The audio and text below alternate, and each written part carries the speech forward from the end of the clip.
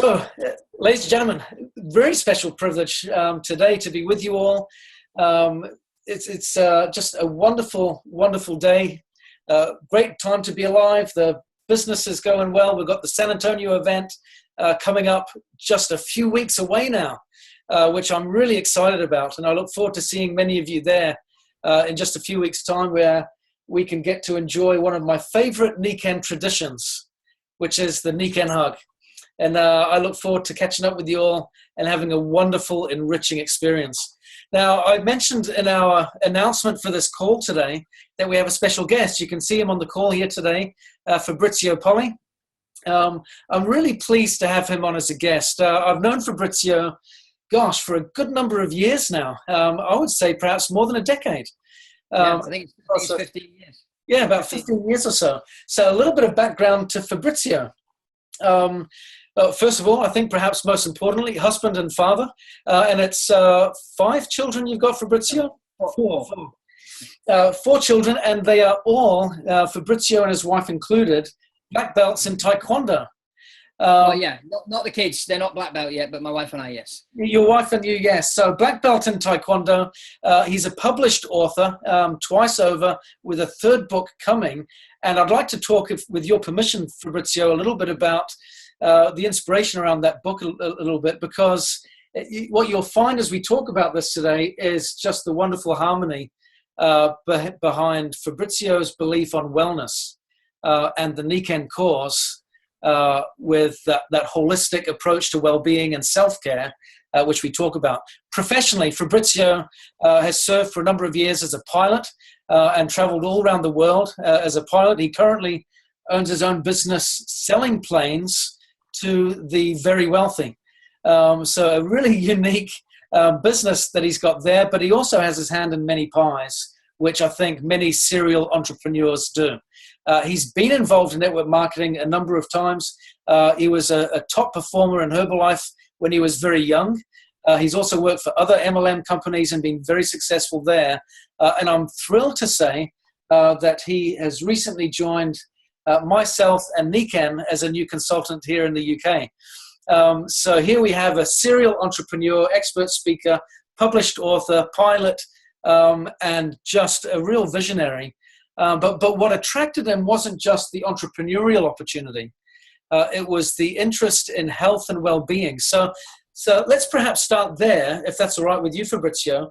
I know with your first book, Thinking Outside the Cube, you talk a lot about health and wellness. Tell me some of your philosophies in regards to perhaps from your background in the travel industry and as a pilot, the concerns that you saw with current standards of living and the impact that it has on our health. What were some of the observations you had there, first of all? Well, the first, I remember the very first medical I did, because to be a pilot, you have to pass a medical exam every year. And I remember the very first one I went, and I was living in Italy at the time, and the Italian Air Force conducted this medical, and it was like a whole day of tests. And I remember sitting there watching these 55-year-old captains walking up and down and sweating, hoping they'd pass the medical, because if they didn't, they'd lose their jobs. And I was looking at them, some were overweight, and I got talking to some of them, and some had all sorts of blood problems and this, that, the other. And it got me thinking how important health was. Because, every year you've got to pass a medical. And so, you can't be diabetic, you can't be too overweight, you can't do this, you can't do that. You've got to really watch your health. But when you watch your health, you've got to really watch what you eat. And that's really the core. I mean, a lot of people are getting all these illnesses because of what they're putting on their plate every day. We eat every day, 2-3 times a day, we drink, and what is it exactly we're putting into our bodies?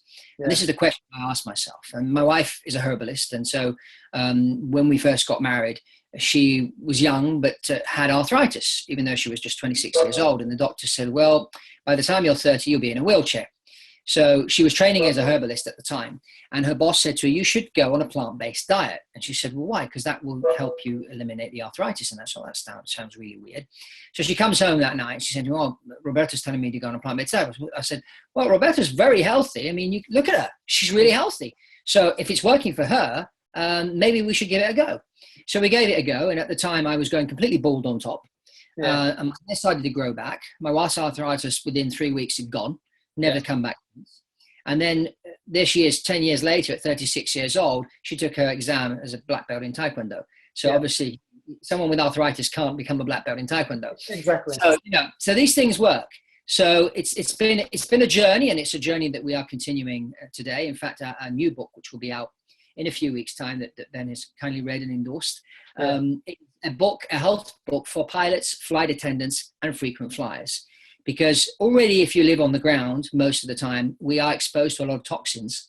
And this is why I love the Nikken philosophy of holistic approach to health. It's so important.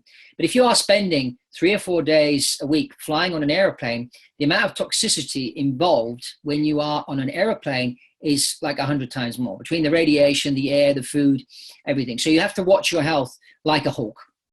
So as I was flying as a career for about 12 years with the airlines, and we came across some studies on airplane food, and we discovered that airplane food is cooked a month before, and then it's put in a freezer, and then it's put on the flight a few hours before the flight. So you imagine the nutritional content in this food, which if you fly once a month is no problem. You can have a meal on a plane and off you go. But if you're a pilot, you're a flight attendant, or you fly a lot for business, like these frequent flyers do, you're on an airplane 3, 4, 5 times a week. You can't be eating that stuff 4 or 5 times a week. It's going to do you in big time. So I started to take my own food with me. And my colleagues started to sort of criticize and then question, why you bring your own food? And then when I get down route, I go to the supermarket and buy my thing and build my salad in my little container and get all my stuff that I need to put on it. And so I'd have my meal for the way back. And I just continued like that year after year after year. And so a lot of colleagues started saying to me, you should write a book, you should write a book, you should write a book. So hence we started writing the book, and after 2 years, we finished it. It's called Health for Flyers. It will be out the end of October. We're just going through a few things right now. We've got a cartoonist which is illustrating the book, so it's going to be very easy to understand with nice colourful illustrations and that. So it's not going to be the usual technical manual that pilots are used to having to digest. It's going to be an easy read for everybody. Because I think today, we're bombarded with information, and so you need to get through in a very clear way. And so trying to simplify things is really, really important, because then that everybody can understand. Well, let me ask a question then. So you've got the frequent flyers, and I kind of fell into that category for a long time as a corporate executive, traveling all over the place constantly. But the lessons learned here also really apply to people at large, don't they, in general, in regards to, you were discovering things about hydration, about grounding as well, and kind of talk through some of your thoughts on that from your wellness perspective. Well, the grounding thing is really, really interesting, because, when people go on holiday and they come back and they say, oh, I feel regenerated. I spent 2 weeks on the beach. How lovely. What they don't realize is, okay, the sun obviously plays an important role, because that's where you get your vitamin D from. And what we recently discovered, and we put this in the book, the importance of vitamin D. If you have darker skin, you need to be exposed to more vitamin D than people that don't have dark skin, for example. You need that vitamin D. But the other thing we discovered was the whole grounding aspect. Now, I would notice when I came back from a flight, in particular, a flight which ended in the late hours of the evening, and by the time I got home, it was like 12:30, 1 o'clock. I couldn't go to bed for a few hours because my brain was still spinning. 100 miles an hour. And I thought it was the speed of the airplane that was doing that. But no, what happens is that we are built as human beings to live on Earth and to walk on Earth. But our feet don't actually touch the ground, because we're wearing socks, we're wearing shoes, we're walking on tarmac. We're not actually physically putting our feet on the beach. And this is why when people go on holiday, particularly to a seaside resort, they come back regenerated, because they're constantly walking barefoot on the beach. Even if you walk barefoot. So what happens is it grounds you. When we go up in the air, our bodies, energetically speaking, move away from the surface of the earth. And that creates stress. It desynchronizes the body, which is why when you come back down on the ground, you're buzzing and you can't get to sleep. Now, what a lot of my colleagues do is they just drink 4 or 5 beers, knock themselves out, and go to sleep that way. I don't drink alcohol, so that wasn't a solution for me. But then as soon as we discovered grounding, what I would do is I'd come home, take my socks off, go out and walk around the garden for 10 minutes. And that would ground me. Or if you've got the Nikken products, and you put the nickel magnets, which help to ground you as well, and you keep those in your shoes while you're on the airplane, that's going to help you stay grounded while you're at 35,000 feet. So that's a great solution too.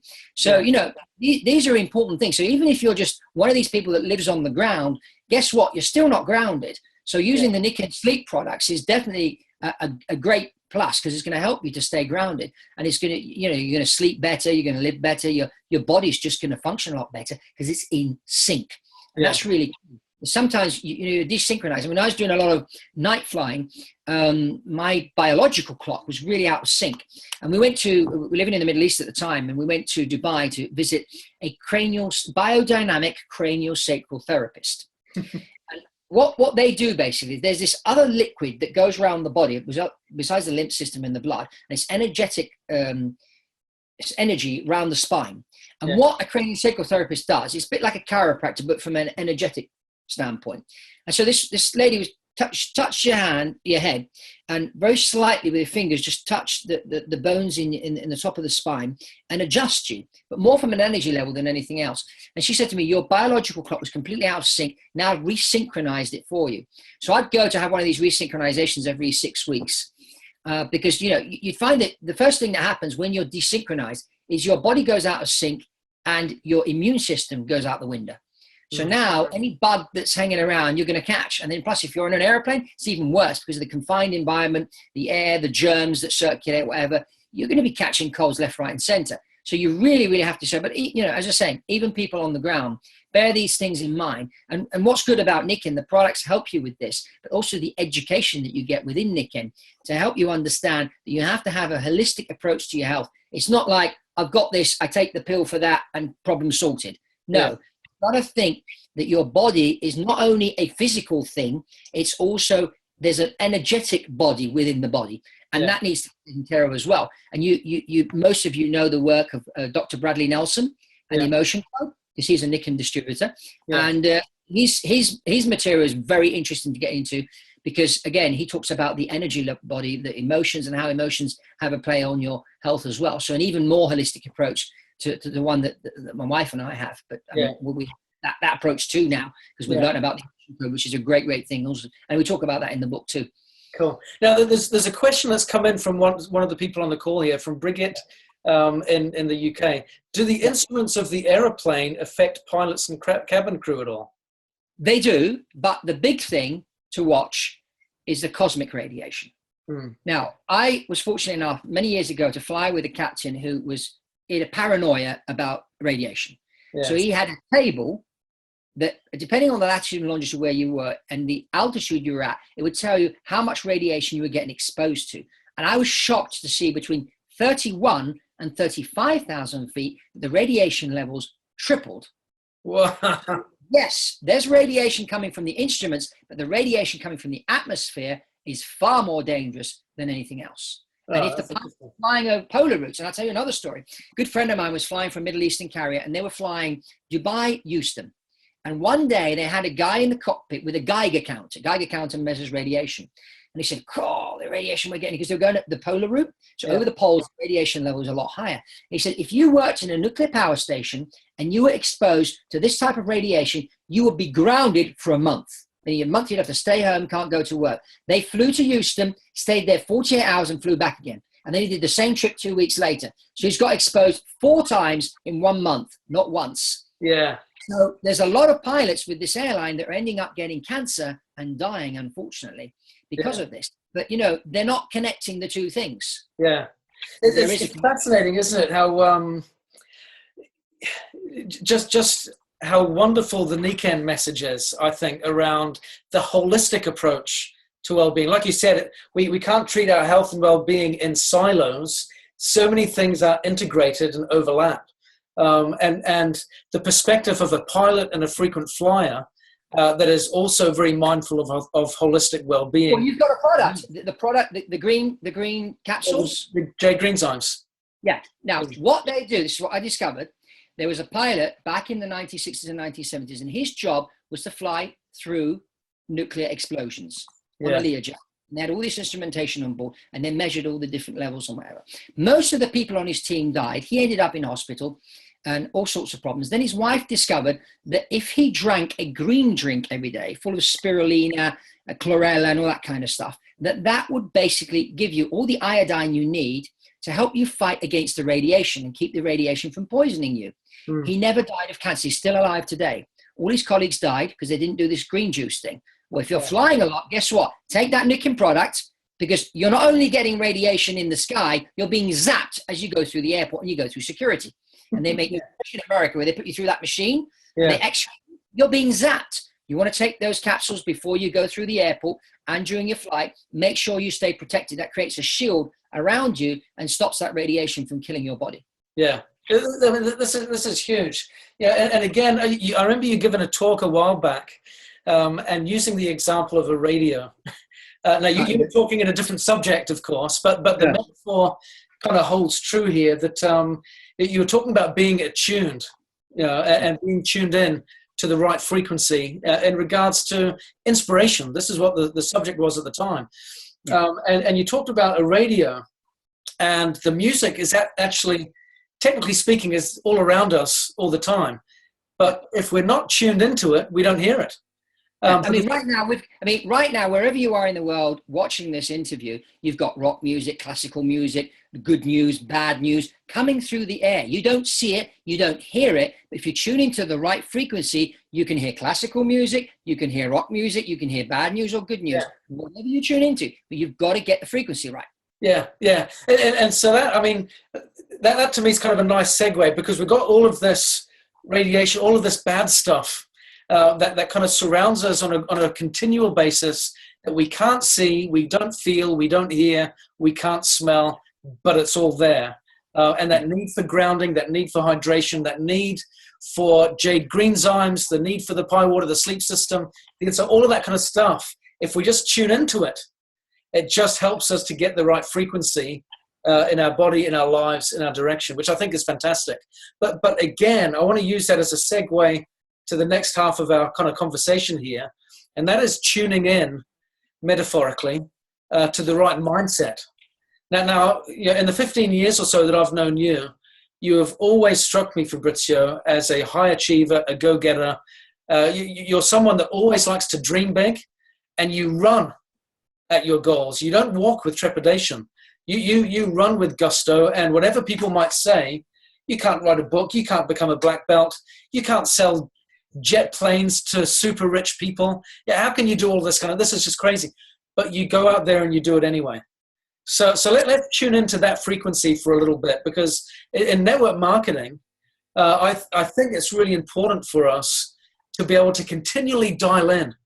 And what I find is, on a daily basis, whatever happens throughout the day can tend to offset the dial just a little bit. Yeah. We don't set the dial and we stay tuned in for the rest of the week or month.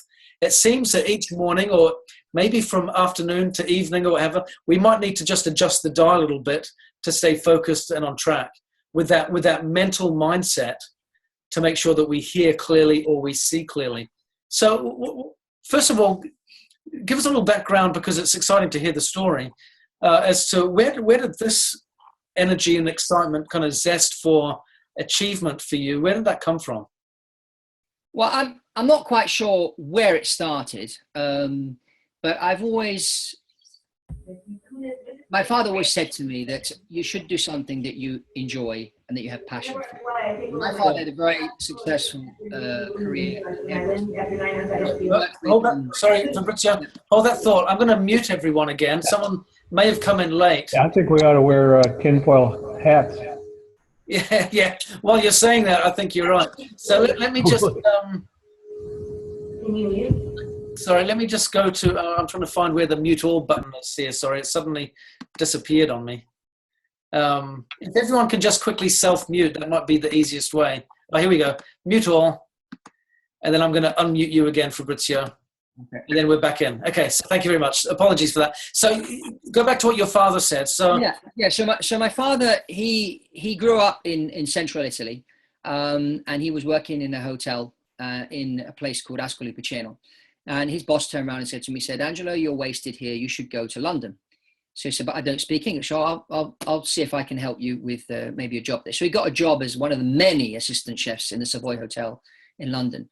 But before he left, his mother said something very important to him. He said, when you go to this foreign land, and back then in the 1960s, going to London from Italy was like us going to Mars. Okay. Yeah. Yeah. His mother had never been outside this village. And in her little wisdom, she said, when you go to London, mix with successful people, mix with people that are better than you, because that will rub off on you. And look around, spot those successful people and tune in, because it will help you. So anyway, so he got to London. He started as an assistant chef, and then he met my mother. And my mother was a hairdresser, and her boss drove a Porsche, and he had 5 hairdressing salons. But my father didn't have a very high opinion of him. And he thought, wow, that's interesting what this guy does. If he does it, maybe I could. I've always had a kind of interesting in hair and that. So he went to hairdressing school, and he learned to cut hair, and then he got his qualification. And then at the time, Vidal Sassoon was running these apprenticeships that you had to pay for. So you had to pay to go and work for Vidal Sassoon for 6 months. I said, oh, I think I'll go and do that. So he was introduced to Vidal Sassoon through this elephant club where he served waited tables. And Vidal said, oh, come in and we'll have a chat. So he went in and had a chat. And he said, okay, if you want to do the apprenticeship, it's so much per week. So my dad continued waiting tables and working as an assistant chef and that to pay for his apprenticeship that he did during the day. Yeah. And he worked his way through. And after 6 months, Vidal in person was so impressed, he hired my father. Now, my father was the first non-Jew to be employed in Vidal Sassoon. At the time, they were all Jewish. My father wasn't Jewish. And his English wasn't very good either. But he saw that Vidal was going to acting school and elocution lessons. So he said, well, Vidal's successful. That's what he's doing. I need to do what he's doing. Because Vidal actually came from the East End of London. So here he is opening a salon in Bond Street and trying to, cut the posh lady's hair. He needs to speak posh. He can't speak, hello, how are you, kind of thing. So he was going to acting lessons and elocution lessons. So my father went to the same teacher, and he improved his English and everything and that. And so anyway, but my father found something he had passion for. So now I could have easily followed in my father's footsteps, but I didn't. I have always had a passion for airplanes. And so my father realized this, and he said, well, if that's what you want to do, that's what you need to do. And dream big. He said, when I arrived in England, I had £5 in my pocket. I didn't speak the language, and look how far I've come, because I dreamt big. And when people said to me, you're crazy, you're going to pay to go and work for Vidal Sassoon for 6 months, they'll never employ you. You can't speak English properly, and you're not Jewish. Yeah. But guess what? Because he was driven. Yeah. And so I would say to anybody that's got a dream, first of all, dream big, because there's 2 things that stop people in achieving big success. The first one is they don't dream big enough. And the second one is they're not confident they can achieve it. Yeah. So you need to dream big, and you need to do something that can build your confidence. And that's why if you're doing something that you're passionate about, chances are you're probably going to be good at it, because even if you're not good at it, you're driven to become good at it. Yeah. And that will improve your confidence. Yeah. But don't go and do something, because my father's got a shop, he's got a company. It's interesting. I've done a lot of reading up on wealthy people, because that's who I sell airplanes to try and understand their psychology. And one of the things I discovered is that most people's wealth after generation 3 disappears. And so one of the books I read was really interesting. It's called The Money Makers, I think it was. But anyway, what this guy was saying, he went out and he studied all these wealthy families, and he discovered the difference between those whose wealth is multiplied over generations and those whose wealth disappears. And the interesting thing is that Bill Bonner is the author, by the way, Bill Bonner. So if you Google Bill Bonner on Amazon, you'll find the book. And he basically noticed that those families that managed to keep the wealth going beyond generation 3 is because their children learn about the wealth. So it's not like I'm going to keep all the money and then I'm suddenly going to load it onto my son one day. And then he's loaded with all this money and he has no clue what to do with it. Yeah. No, they have to learn how to manage this money. They have to learn how to build this money and how to multiply it. So I shouldn't be keeping my son working with me. So what a lot of these wealthy families do is they send their children away to school somewhere. They send them away for 5-6 years to work somewhere else on the other side of the world. And they gain experience, and then they bring them into the family company. If that is their talent. If that is not their talent, they bring in an outsider to run the family business. They stick the children on the board of directors, and the children go off and do their own thing. But that way the wealth gets multiplied. What happens is if I force my son to take over if my My father forced me to take over his business and I haven't got a clue. I'm not really motivated. It's not really my thing. Guess what? It's going to be absolute failure. And that's what happens to most businesses when they pass from one generation to the next. They fail because the person in the next generation hasn't got that passion and drive that the original person that created the wealth has. Yeah. So what a lot of these families have done is they just bring in the outsiders, let them run the company. And then if their son's in particular let's take Stelios, for example. Stelios Ioannou is the creator and founder of EasyJet. Yeah. His father's not in the airline business. Yeah. His father is in the shipping business. Mm. So his father sent him out to the London School of Economics. He went there to study. And then part of his thesis, he wrote this whole business plan about a low-cost airline. And he thought, wow, this could be a good idea. So he went back to his dad and said, Dad, could you lend me £5 million as you do? and his father, that's what he said to my dad, but obviously not. yeah, but anyway, because, people criticize these rich kids. Like Donald Trump's getting a lot of criticism at the moment in America because his father lent him some money. But guess what? That money was multiplied. Yeah. Same with Stelios.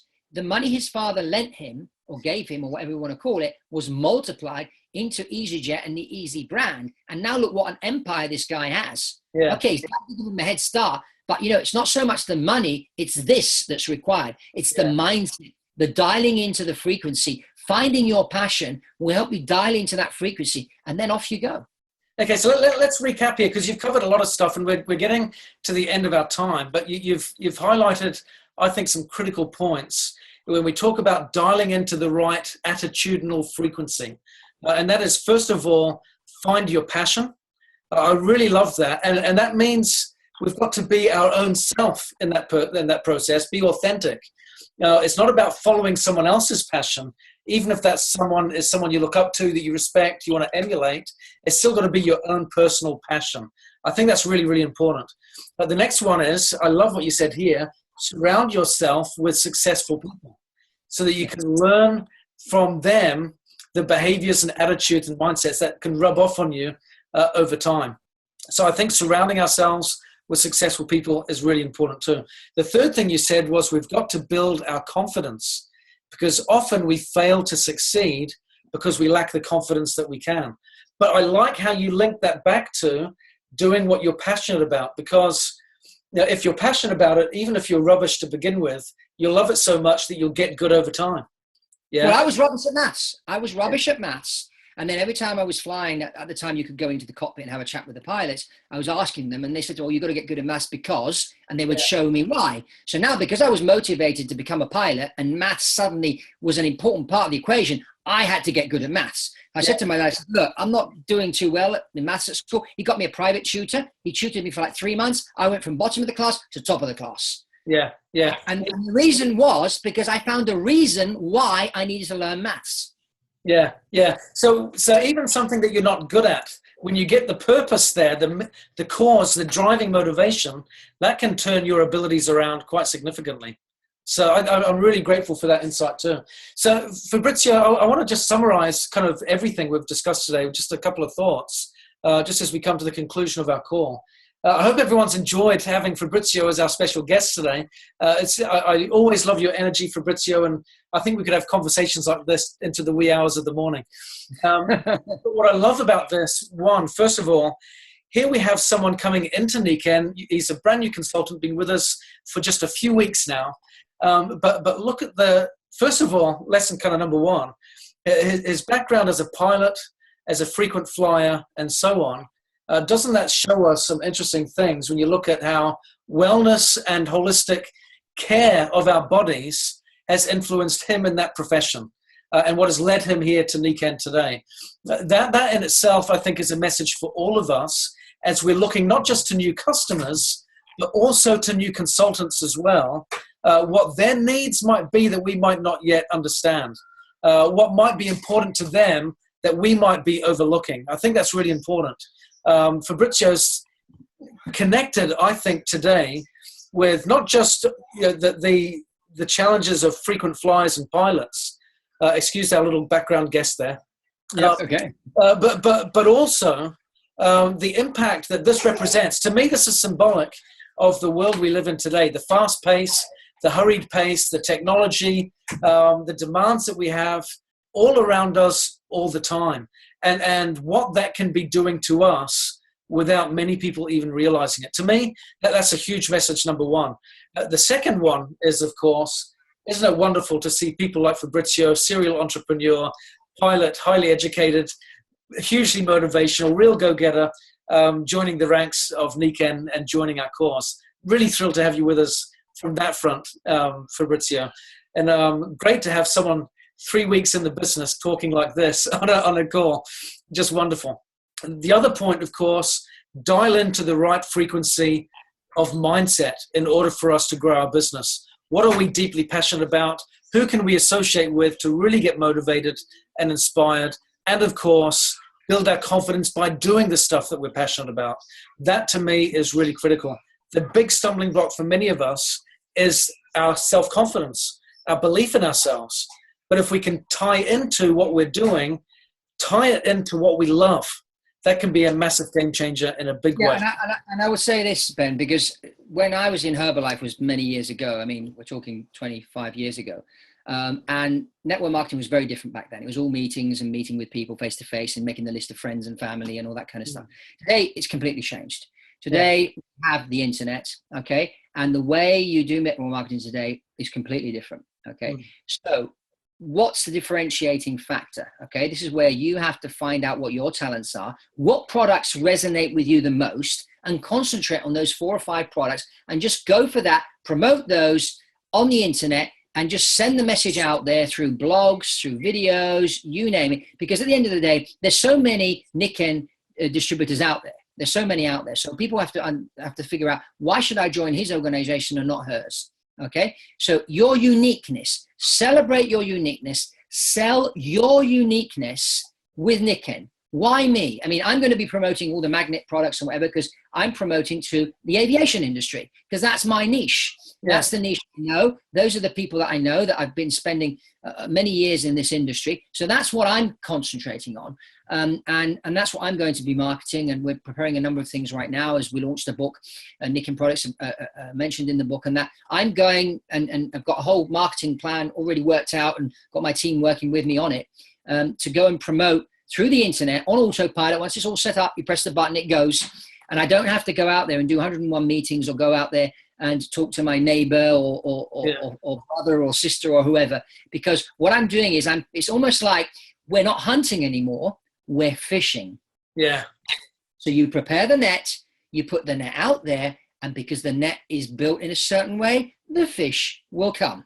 Yeah. Well, once upon a time, you had your list and you had your rifle and you were shooting for the people on the list and you were upsetting everybody around you and you weren't getting anywhere. And wrong. Let's think about you. What are your unique characteristics? What's the market you know? Which products are you more passionate about? And concentrate on those. Just keep it simple. Keep it simple. Oh, Fabrizio, that is awesome. I mean, we almost need to do a follow-up on this, because that concluding point, I think, is powerful. Celebrate your uniqueness and make that your message, because that way we can all be online utilizing technology without competing, because it's our personal story that resonates with people. And our particular audience, which is great. So everyone, thank you so much for being with us. A special thank you to Fabrizio. Again, for those, there were a couple of comments that came on. Where will this recording be held? It will be on the Royal Alliance YouTube channel and on the Magnetic Leaders YouTube channel. So please do go there afterwards. This will be shared out and you can circulate it, watch it again, share it with your friends and what have you. Thank you very much for being with us, everyone. Have a great week and we'll speak to you soon. Take care. Bye-bye. Hey, everybody. Take care. Bye.